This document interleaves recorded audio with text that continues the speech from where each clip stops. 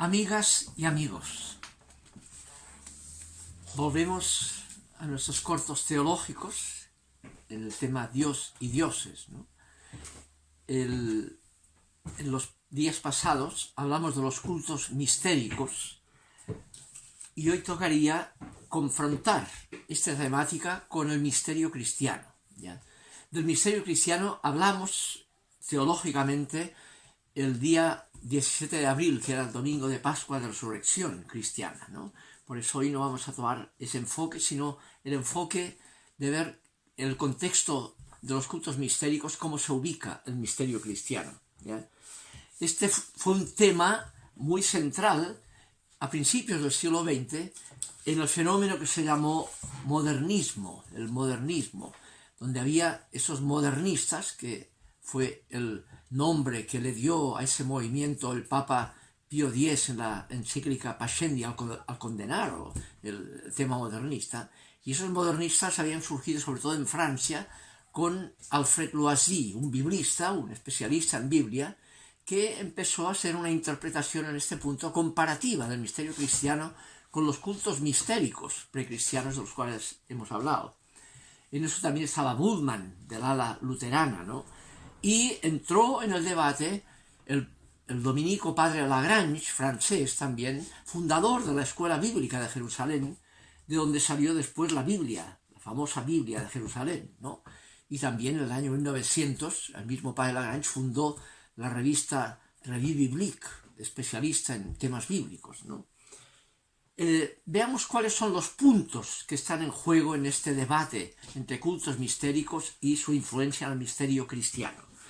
El primer punto, obviamente, es la estructura misma, la estructura del culto mistérico de doble vertiente, de mito incruento, como el que vimos de Demeter, las desmoforias, o de mito cruento, como el de origen egipcio de Osiris, que después será el de Dionisos y las antesterias en Grecia y Roma, ¿ya?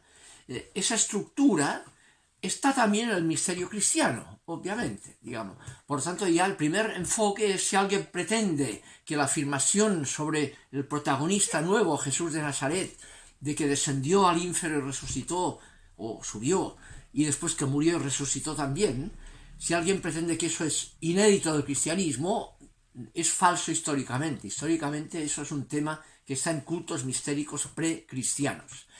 El tema del mito inédito, de indoloro, o sea, el de descenso-ascenso, obviamente es más claramente mítico y está presente en el cristianismo ya tardío, un poco en la formación de la Biblia, como fue la primera carta de Pedro, en el capítulo 3, versículo 19, cuando dice: Jesucristo murió en su carne y resucitó por el Espíritu. En ese momento fue a predicar a los espíritus encarcelados y habló de esa, ya. Y ese descendió a predicar a los espíritus encarcelados que estaban en el ínfero, ¿no? Y ahí viene el tema del descenso al ínfero, pero ascendió, y es el tema que está en el mismo credo, ascendió al cielo, ¿no? Ese descenso-ascenso es obviamente una visión, una imaginería del tipo mítico para expresar lo que afirma más propiamente, según la vertiente cruenta del mismo Jesús, del Cristo, que murió crucificado, pero que resucitó. Y ahí obviamente hay un elemento de historicidad que incluso es inédito en los cultos mistéricos. Ningún culto mistérico tiene un protagonista historiográficamente cierto, válido, verificable.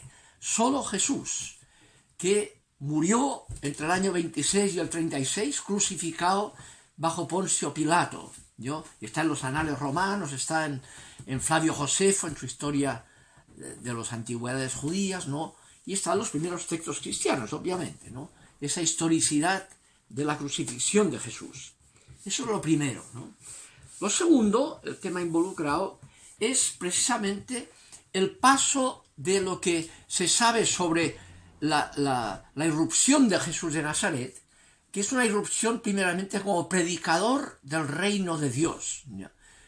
¿Cómo pasó en la tradición cristiana esa afirmación de Jesús como predicador del reino de Dios a ser el objeto del misterio cristiano, con el culto con respecto a ese Cristo muerto pero resucitado.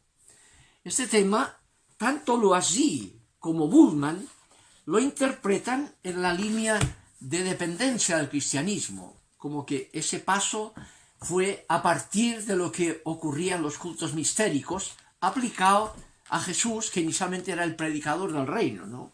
Así lo dice Loisy, por ejemplo, dice: la transformación del Evangelio en misterio, de la cual Pablo parece haber sido el principal artífice, o al menos el principal teórico, habrá sido en cierta manera la obra de todos aquellos que, fuera de los círculos del judaísmo palestino más estricto, adoptaron, acomodándolo a su temperamento religioso y a las circunstancias, la esperanza en la resurrección aportada por Cristo, díselo así.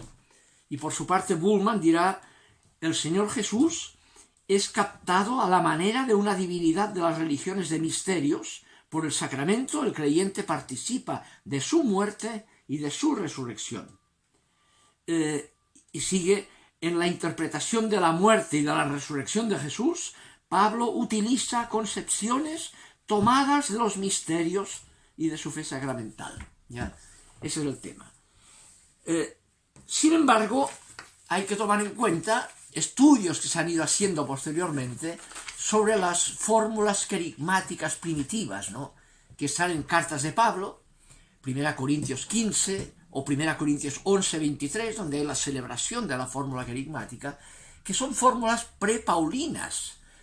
Y a Pablo las introduce como una tradición que le ha legado a él. Les doy por tradición lo que a mí me viene por una tradición, y cita en un griego prepaulino, que cita, no es el griego de Pablo, cita una fórmula prepaulina. Por lo tanto, en una carta que es del año 56, 57, si ya es tradición, quiere decir que es anterior a eso, y que le viene de una tradición que no es la que él ha formado. Obviamente Pablo era de Tarso, de Asia Menor, donde se gestaron cultos mistéricos y de ahí pasaron a Grecia. Por tanto, él conocía, obviamente conocía los misterios. De ahí viene que interpretan a veces que es Pablo quien le aplica esos misterios en su conversión a Jesús.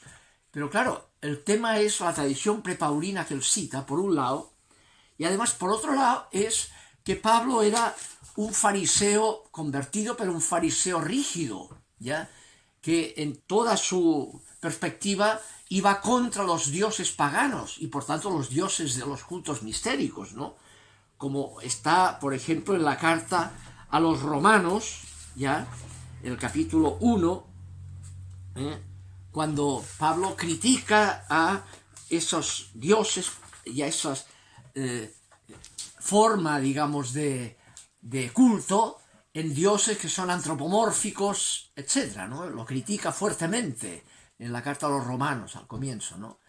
Ese es el tema fuerte, digamos, cómo explicar, digamos, el carácter prepaulino que fue formado en Galilea por parte de antiguos discípulos de Jesús y que Pablo primero persiguió, además, y que al perseguirlo hacia Damasco, después él se convierte, y cómo va a usar aquellos dioses entonces que él había despreciado como rabino furibundo, ¿no?, como explica en la carta a los Gálatas también, el capítulo 1, ¿no?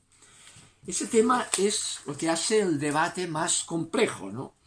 El otro aspecto vinculado al debate es el tema de la sangre derramada por Cristo, la sangre sacrificial de Cristo. Ahí también el mismo Loisy hace depender este tema del taurobolio del culto mistérico. Lee un pedazo de Loisy cuando dice: la regeneración por una sangre divina, que en la economía de los ritos cristianos solo es una metáfora, en los de Mitra y Atis era una realidad, puesto que la metáfora cristiana y la idea de la regeneración del fiel por la sangre de Cristo proceden necesariamente, dice, de ritos tales como el taurobolio y de ideas que se vinculan a esos ritos. Pero resulta que Pablo era ese fariseo radical que dije, y es difícil, por no decir imposible, que tome de la imagen del taurobolio que él critica en la carta a los romanos de forma tan fuerte, esa imagen para aplicarla a Cristo, ¿no? Y además hay otro aspecto, y es el origen bíblico, incluso veterotestamentario, del tema de la purificación por la sangre. Ahí está el tema, como podemos ver en la carta, en el libro del Éxodo, el capítulo 24, cuando dice: Moisés tomó la sangre y la derramó sobre el pueblo, diciendo: esta es la sangre de la alianza que Yahvé ha hecho con ustedes, conforme a todos estos compromisos, etc., ¿no? La sangre, digamos, es una tradición bíblica, la purificación por la sangre del pueblo, como parte de la alianza, ¿no? Está también, obviamente, el texto de Isaías 53, ¿no? En que el siervo sufriente, de cuya imagen se tomará la redacción del Evangelio, la aplicación al crucificado Jesús, ¿no? Toma esa imagen que ofreció su vida, el siervo sufriente, como sacrificio por el pecado, derramó su sangre en sacrificio. No necesita irse a buscar esto en el taurobolio, que es posterior a estos textos muy anteriores a la época cristiana y provenientes de otro ámbito cultural, como es el ámbito semítico de Israel, desde el exilio babilónico, como es el tema del profeta Isaías, siglo VI a.C., el texto, ¿no? Al menos, ¿no? Y aún hay otro tema en la carta de Pablo, que es que el concepto mismo de misterio, en las cartas de Pablo, no tiene nada que ver con los cultos mistéricos, ese concepto. Para Pablo, el concepto de misterio tiene que ver con otro tema que encontramos ya en los textos de Qumran. Hay 6 veces sale el concepto de misterio en Qumran. Que Qumran también es un tema absolutamente judío, digamos, que quedó ahí enterrado hasta que se descubrieron esas cuevas en el año 1947, ¿no? Desde el año 66 de nuestra era, ¿no? Ahí enterrado. Y en esos textos de Qumran, el concepto de misterio es una revelación escondida, oculta, ¿ya? Mistos, ahí está el misterio, está oculta. ¿Y en qué consiste eso? Y que un día aparecerá cuando Israel domine a las naciones. El misterio oculto es que está revelado que en el futuro Israel dominará a las naciones. Es el concepto de misterio oculto en Qumran. Y en Pablo, de forma similar, ese concepto de misterio aparece en la carta a los Romanos y en Efesios, ¿no? Cuando dice, por ejemplo, en Romanos 16, 21, dirá: Dios tiene poder para fortalecerlos de acuerdo con la buena nueva que yo proclamo, revelando un misterio mantenido oculto desde los tiempos más antiguos y que ahora acaba de revelarse. ¿En qué consiste? En el conocimiento del misterio de todas las naciones, en que todas las naciones se convertirán al cristianismo, reconocerán el mesianismo de Jesús. Eso es lo que Dios tenía oculto y que ahora se ha revelado. Lo dice después la carta a los Efesios, el capítulo 3, el versículo 4 y siguientes. Dice: al leerlo ustedes podrán darse cuenta del conocimiento que yo tengo del misterio de Cristo. Este misterio no fue dado a conocer a los hombres de tiempos pasados, sino solamente ahora mediante revelaciones concedidas a los santos apóstoles y profetas. El Evangelio hace que los pueblos no judíos entren a compartir en Cristo Jesús la misma herencia, pertenecer al mismo cuerpo y recibir las mismas promesas de Dios. Aquí Pablo dice, el misterio oculto que ahora se ha revelado es que ahora todas las naciones forman parte de la comunidad que hereda las promesas de Abraham en la vertiente cristiana, en la interpretación cristiana. Ese es el tema, el verdadero concepto de misterio de Pablo, que tiene el tema de oculto, pero significa otra cosa su contenido, que es la universalización del mensaje hacia las naciones, ¿no? Y finalmente está la experiencia del misterio cristiano y su celebración es la fuerza transformadora de la vida de los que lo celebran.